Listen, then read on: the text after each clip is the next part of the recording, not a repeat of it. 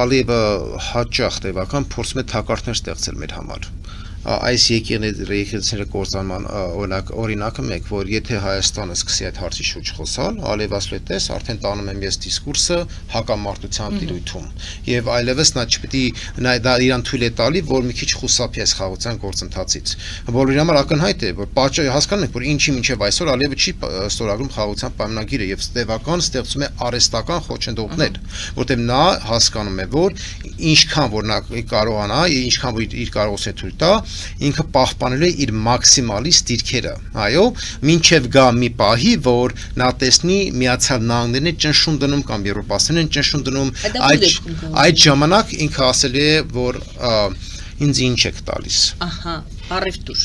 Միանշանակ։ Այո, եւ այդ ժամանակ Միացյալ Նահանգները կասեն շատ լավ, դու ստորագրի խաղաղության պայմանագիրը եւ մենք թույլ կտանք Ադրբեջանի համար X շուկան բացվի։